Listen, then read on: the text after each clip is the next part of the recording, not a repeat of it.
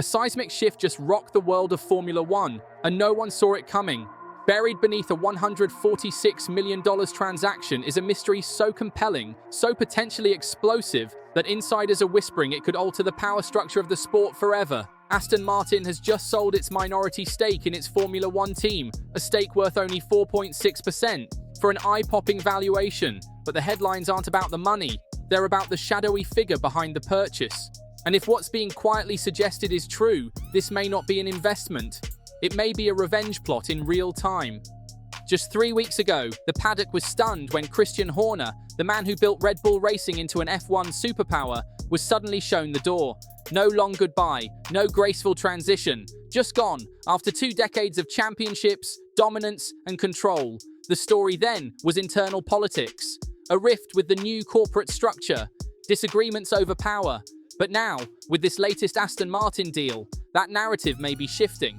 Because what if Horner never left the sport? What if he's been quietly planning his next move? One that lets him return, not as an employee, but as an owner. Here's what we know.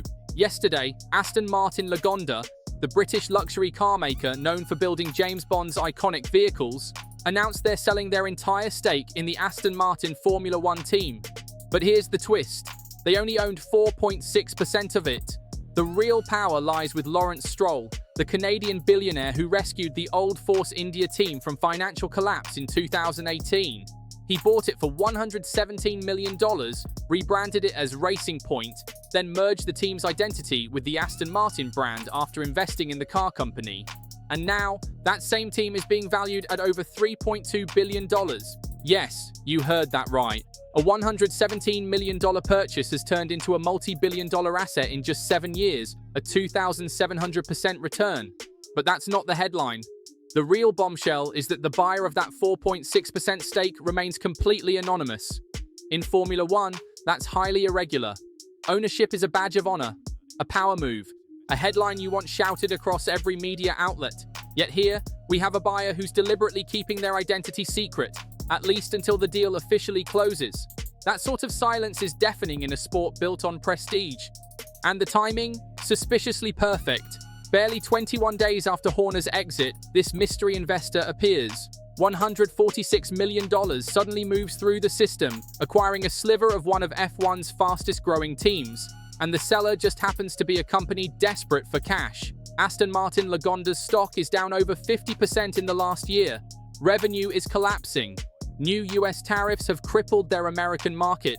This was a fire sale, and someone seized the opportunity. Why would someone go to such lengths to stay hidden? Because sometimes the silence is the story. If Horner is behind this purchase, and mounting evidence suggests he might be, then it all makes sense. He's on gardening leave.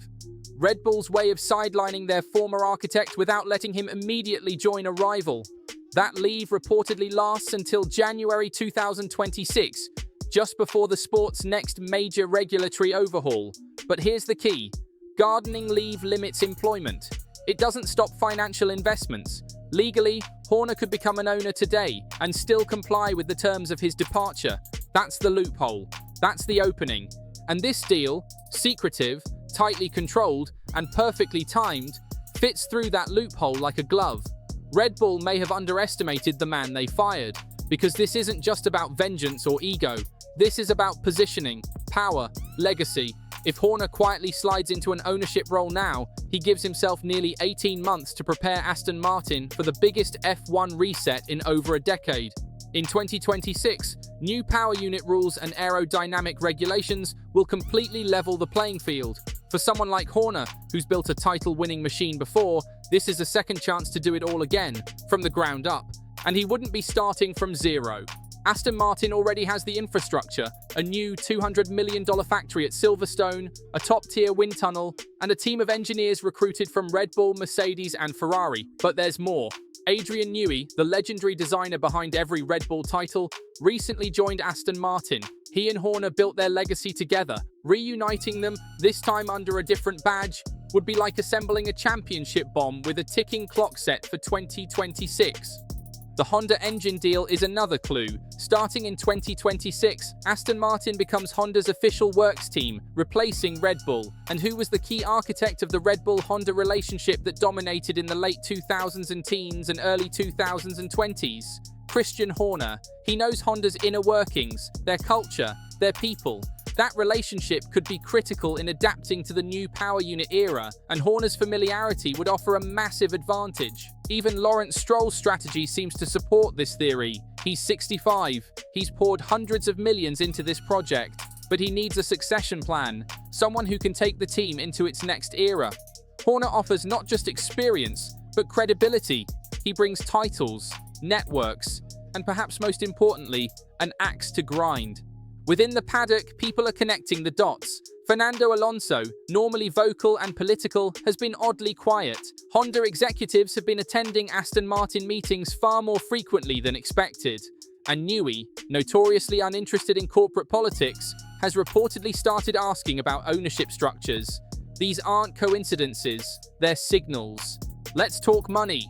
Could Christian Horner realistically afford a $146 million stake in a Formula One team?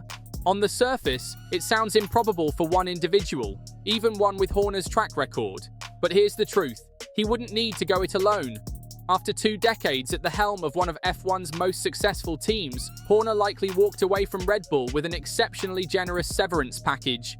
That, combined with his long-standing executive-level salary, performance bonuses, and potential equity incentives, gives him a substantial financial foundation. But more importantly, Horner doesn't need to cover the entire investment solo. What he offers, experience, championship pedigree, and intimate knowledge of the sport's inner workings, is the kind of asset money can't buy. That makes him an incredibly attractive figurehead for wealthy backers. Private equity firms, motorsport-focused funds, or even tech billionaires looking to gain credibility and influence in F1 would gladly supply the capital if it means having Horner lead the charge. In that scenario, Horner doesn't need to be the majority stakeholder. He just needs to be the architect, the visionary, the symbol of a new era. And that alone would justify every cent of the $146 million investment. If this theory proves true, Red Bull may have committed one of the most catastrophic strategic miscalculations in modern Formula One history. They didn't just lose a team principal, they may have created their most dangerous future competitor. A man who doesn't just understand their operations, he built them. Christian Horner knows the DNA of Red Bull racing. He knows the decision-making structure, the development cycles, the internal politics, the areas of vulnerability that don't show up on a timing sheet. He doesn't need to guess how Red Bull will evolve. He already knows. And if he's been quietly setting up shop at Aston Martin, then 2026 could be the year he flips the script entirely.